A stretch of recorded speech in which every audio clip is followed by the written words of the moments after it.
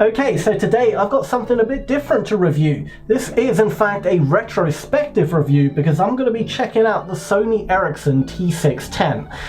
Now this mobile phone is quite special to me because this is a phone I wanted so badly when it came out. I was desperate to have it and I never actually managed to get it until now. This phone was released in 2003. 2003, and finally 16 years later it's in my possession.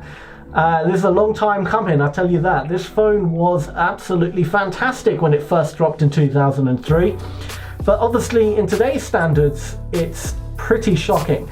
I did pick this up on eBay. Unfortunately this one is pretty beaten up, but this was the best one I could find, the best one in that actually works that I could find. So apologies for the, for the absolute shocking nature or the condition of this phone. But nevertheless, it switches on and it powers up and it works. First thing first, let's actually take a look at the design itself. Now, there's something about old phones that I absolutely love. I mean, first thing is the size of these phones. They were so compact and nice and they were so cool to hold. I just loved it. You could kind of play around with it. You could drop them and nothing would really ever happen to them. You couldn't do that with a modern phone without worrying, oh my God, will the screen smash or whatever.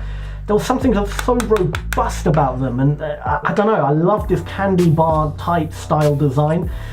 Little things like the camera at the back, this tiny little camera, they got their own little Sony Ericsson logo, and then this pathetic little mirror, which, obviously back then they didn't have front-facing cameras, so, if you wanted to take a selfie, you had to take a selfie like this, and in order to angle yourself in the frame, they gave you this pathetic mirror, but there's something so cool about that at the same time. I just love the ingenious ways of how they made things work. Nowadays it's just, oh, we'll slap on a 4K camera at the front or multiple cameras. No, back then, if you want to take a selfie, here's a tiny little mirror. But it worked. It honestly worked. You could see yourself in that mirror and it worked. It did the job. And look at that, a dedicated camera button. That's how you know that a camera in a phone was a big deal back then. But yeah, obviously no QWERTY keypad here. These still got the old school texting where that's the only thing I actually hate about old phones. Is the whole, trying to text was just a pain in the ass no matter how good you got at it. But yeah, and just look at that, the charging port and the headphone port, no 3.5mm jack in here. No, they got their own weird connector that's obviously completely obsolete now, but hey, it ensured if you wanted headphones, if you want to listen to, if you wanted to use headphones, you had to use theirs. And some companies even gave you what looked like a 3.5mm headphone jack, but actually it was a 2.5mm headphone jack, and that really pissed me off a lot of times because you'd think, oh look, it's got a proper headphone jack, and you try and plug something in and you realise that no, it's too small. But yeah, okay, so let's power this bad boy up because this is a phone I've wanted for 16 years ago. I wanted this phone. Obviously now I don't really care too much, but there's something nostalgic about it, and I remember quite clearly. Oh, just look at that, that's just amazing. And I remember quite clearly when it came out, Sony Ericsson had this phone on their website, but they had like a 3D version of the phone. Strangely enough, I'm getting text messages. Okay, but they had this 3D version of the phone, which was kind of like a demo that you could interact with on the computer, so you could actually go into the menu, you could play around with all the features that it had. And I remember using it and I was like, wow, this is so cool, look how much stuff it's got.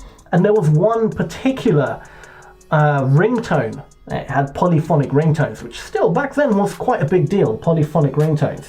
It had this polyphonic ringtone which was absolutely fantastic. I remember I absolutely loved the polyphonic ringtone.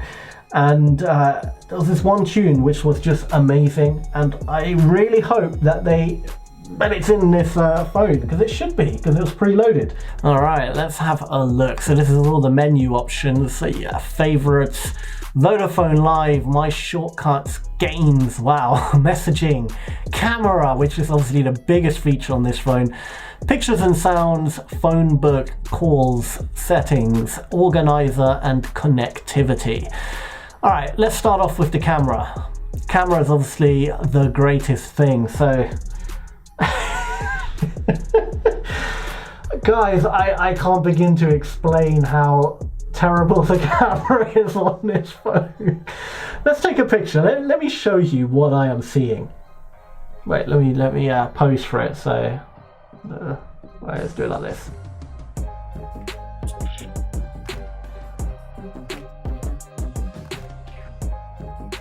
Let's take a selfie with this amazing camera.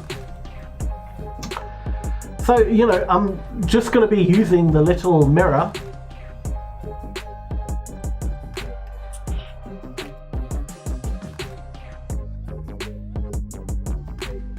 Yeah, the camera is terrible, but you gotta understand, back then it was just so awesome to have a working camera in a phone. Because back then a phone literally was a phone. It was to make calls and text, and you might get the odd game. And it was a really basic game, you know, it would be like Snake. Very addictive, but very basic. But that's all phones had back then, you know, and obviously 2003, when this phone came out, that was like the first wave of camera phones. There were obviously camera phones a bit before that, but then, you know, every sort of company started putting cameras in their phones, and this was like the first generation of camera phones.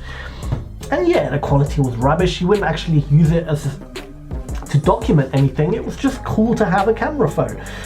And the camera was so basic. You couldn't zoom, you couldn't record video, you just had one setting and that was it. Take a picture and that's it. And no stabilization, you couldn't adjust anything. It was literally just point and shoot. Very basic. And if you actually want to know the specs of the camera, I've got them pulled up here on Wikipedia. It had a 0.1 megapixel camera, and the resolution was 288 by 352. So extremely small resolution. Again, absolutely pointless as a camera, but it was just so cool to have. And you know, that was basically what all the fuss was about. But what else did this phone have? So obviously you had messaging being text messages, but you could also send picture messages. It was a complete rip-off. You had to pay like £1 or something stupid like that just to send a tiny picture to your friend. But if you wanted to share pictures, you could share pictures. I mean, this one had email. That's pretty impressive. Email in year 2003. It probably didn't work very well, and it was, again, probably a complete rip-off, but you could technically send an email. Messenger, I believe that was something quite unique to Vodafone. Or was that chat? Chat was definitely unique to Vodafone at that time. It was basically just a internet chat board almost that you could kind of, it was real rip-off. It was some weird web browser thing. And it obviously had, could you browse the web? Yes, it had WAP. And if you don't remember what WAP was the most expensive way to browse the internet back in those days. It was like the slowest, shittiest form of connecting to the internet. But you could technically get very basic, you know, text-only sort of information, and it would break your bank at the same time. So WAP really was pointless until, honestly, the internet on phones was pointless until Wi-Fi really became a thing. Because even before Wi-Fi on phones, you did have GPRS and all these sort of things, different connectivity. But even then, it was just so expensive and no one used it. So when the first phones with Wi-Fi came out, it actually started focusing, developers started focusing on actually making a browsable experience on the phone. But anyway, I'm getting way off topic here. So that was really the connectivity of the phone, and you know, games, what the hell, games and more. Let's have a look. Colorbug, let's see what Colorbug was. Oh dear. From what I remember, Sony Ericsson didn't have great games. I mean, I don't even know, am I playing already? Oh, something's happening, okay. I don't get the idea of this game. I have no clue. Alright, this game's already boring me. It's laggy and crap. Let's see what this game is. Okay, yeah. So yeah, this game, come on, is really slow. Oh my god, I can't tell you how slow this phone is. When it comes to the Java applications, it just lags like crazy. Oh, now I'm playing. I don't know. I mean, games were just not great. However, you could actually download more games. So all the networks usually had their own kind of like game store type thing for back in these days, where you could actually pay and download a game. It was basically like a really rubbish version of an app store. And you could, you know, download a few games onto your phone, but the games were quite expensive. I remember sometimes they were even like £10 to download a game, which, you know, in the grand scheme of things is quite a rip-off, but at the same time not too expensive that people didn't use it. But for some devices that actually had a proper web browser type thing, you could actually go on a few websites like GetJar being a big one and download games for free and different applications. So there were ways around it back then. You just had to be a bit savvy. Pictures and sounds. Let's see if that, what's it called? Let's see, these are the ringtones. Wasn't that ringtone? Let's try this. Oh yes, this is it! That's the ringtone. Oh, that's so nostalgic. Oh my god. My mind is blown, you have no idea. 16 years ago, I listened to that ringtone on a web page and it was the coolest sounding thing ever. And I was like, oh my god, I want this phone, it can play this awesome ringtone. And now, 16 years later, I've got it in my hands and I'm making a YouTube video about it. Bloody hell, 16 years. 16 years, and we have progressed so far as a race, you know, as a species. We have progressed so far. We came from this to this, you know, in 16 years. And imagine 16 years ago if this existed, if you could pluck the iPhone or any modern flagship phone from any company, Android or iPhone or even Blackberries, you know, if you could just pluck them out from existence and put them in this era. Like, wow, you know, I can't believe I was actually excited about a ringtone. I mean, to be fair, it was a pretty cool ringtone. I mean, listen to this.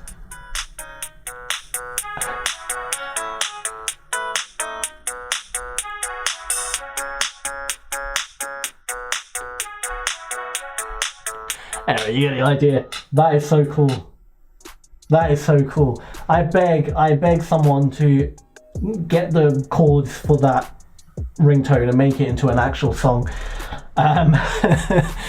Alright, so you got obviously themes. So yeah, this is where you can change the actual themes. This was a big thing on phones back then, you know, you could change all the color schemes of the phone. This was like customizable stuff, which again, funny enough, in today's phones you can't really do. I mean, can you change anything really on the iPhone? No.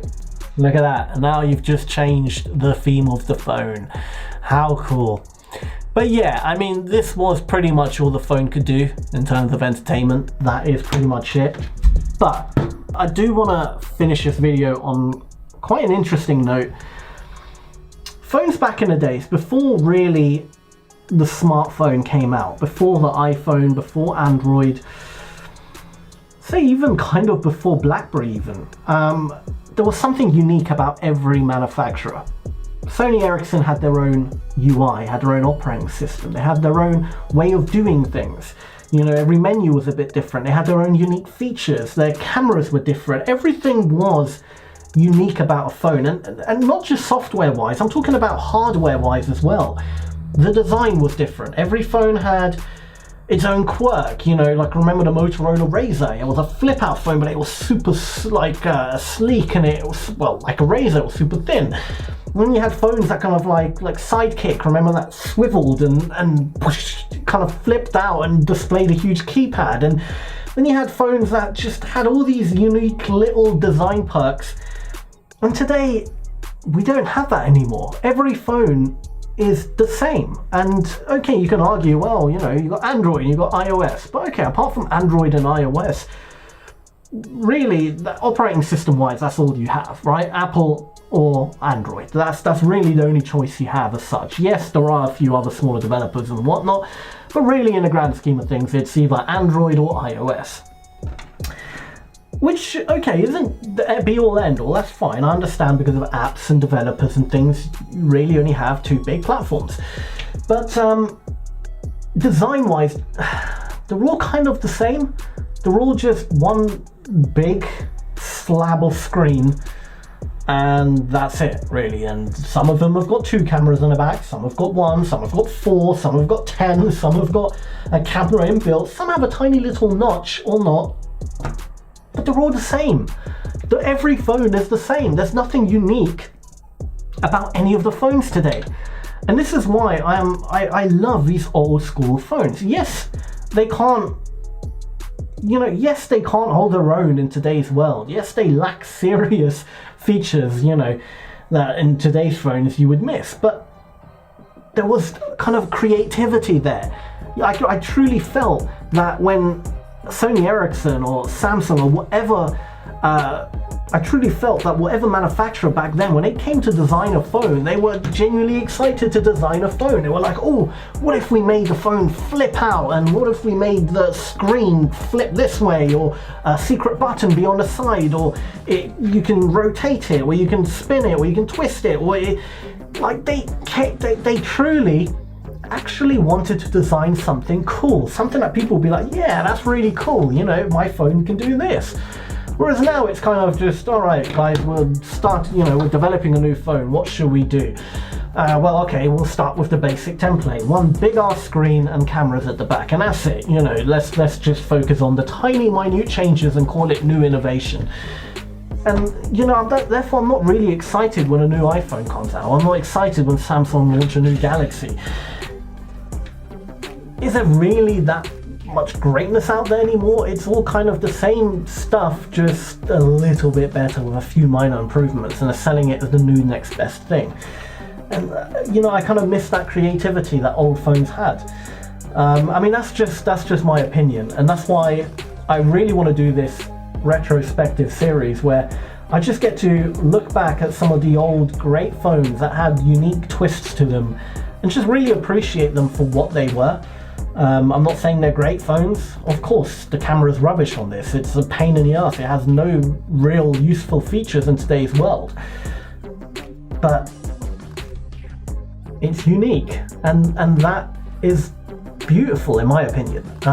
Well, yeah, I mean that's basically it. And I don't know, I just kind of feel back then phones were a bit more special than they are now.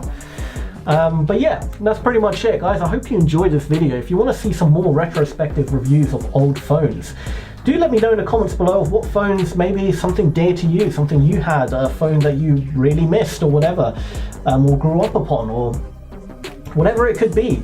You know, leave a comment below of what phone you'd like me to check out next, and yeah, definitely I'll try and get my hands on it and do a nice little video about it. So guys, do hit that subscribe button, also turn on channel notifications so you never miss any of my new uploads. But that's about it really, so thank you for watching, and until next time, feed your mind.